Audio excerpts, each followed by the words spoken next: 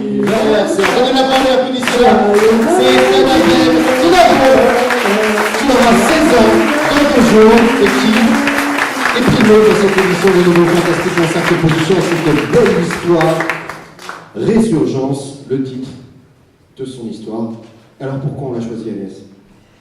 Alors on l'a choisi parce que c'est un style qui est bien construit. Là, il y a vraiment une construction progressive dans le malaise qui s'installe de cette histoire d'un prêtre où on ne sait pas très bien s'il est victime d'un maléfisme ou c'est parce qu'il craint de devenir de plus en plus fou qu'à la fin il va en mourir.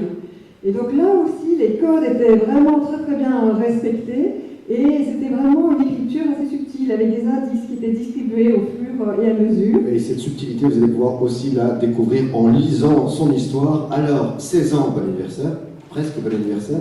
Ça fait quoi de te retrouver primé, 5e position avec une histoire? C'est la première fois que tu écris?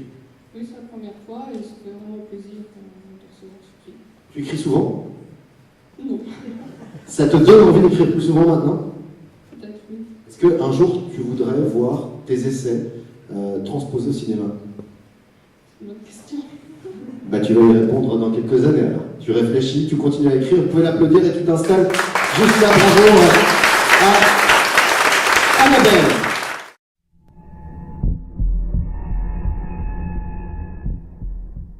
C'était au mois d'août 1956, par une belle journée d'été lumineuse.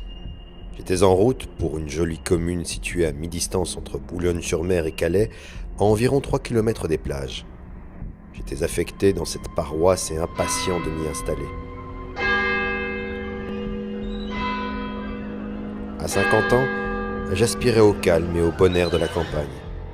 Après un long trajet, j'arrivais enfin à destination.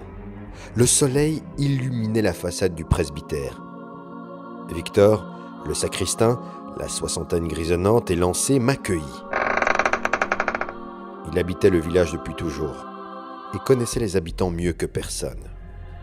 Visiblement, il allait prendre plaisir à me servir de guide.